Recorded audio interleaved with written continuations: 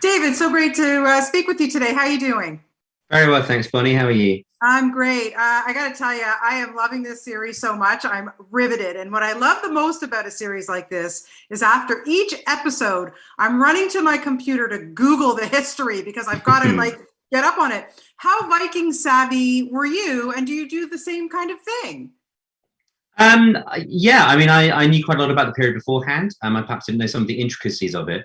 I think what I found particularly exciting was finding a lot of what I knew was from the English perspective. So I knew about the rulers, how Canute came in, but I didn't quite understand where Canute came from exactly, and the powers that he brought with him, and the problems that that then in turn caused back in his homeland.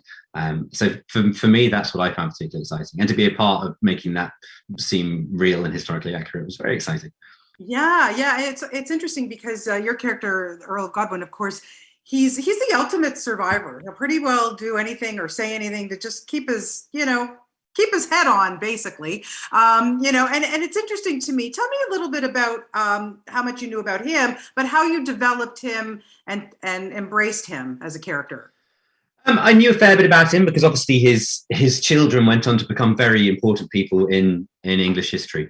There is very little that we know to be absolutely certain about him from the history books. We've got his signature and a lot of quite important documents, but that's about as far as it goes. Right. But his progeny are where he really did succeed. He created a dynasty, basically, of very powerful, very wealthy people.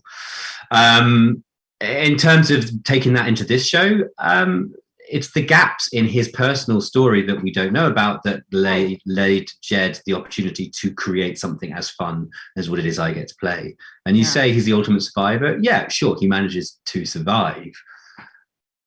But that's not just all he's doing. He does have an agenda, but he has one that is slower than an episode long. It's certainly much longer than a whole series long. And knowing what I know, it's longer than a few series long. So, his objective is a significant and substantial one. And I've been playing it since he first emerges in episode.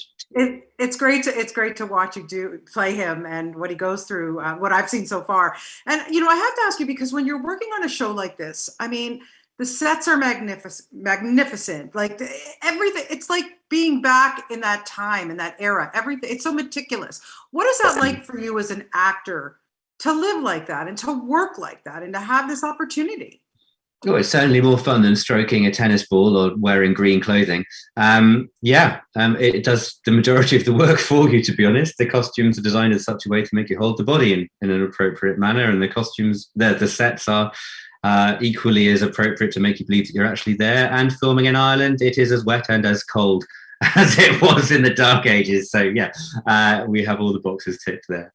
I can imagine. Tell me about the camaraderie on the set with this cast. I mean, it's such a vast cast. It's a fabulous cast. And might I add, all of you guys are so damn good looking. I honestly just don't know who to stare at first. But, I digress. But in seriousness, working with this cast must have just been like, what was it like to work with such a, big number of people? I mean, you say that, like, Godwin doesn't get to meet many people. They don't let him out of his box that often. I can say is those that I did get to work with on screen, I absolutely adored. I think Louis, who plays King Edmund, is an absolute joy and is pitch perfect. There are the not hashtag spoiler. The duration of his life storyline is an interesting one, but there is a very definite rise and fall to what he's doing, which I absolutely adore. And then when I get to work with Bradley and Laura, it's great. But the rapidity with which significant Vikings come and go on the show means that I would normally bump into a Viking in the corridors of the studio when they were going for their costume fitting. And the next I would find out would be on the group WhatsApp that they'd been killed and they're already on the way home back to Estonia or to Norway or Denmark.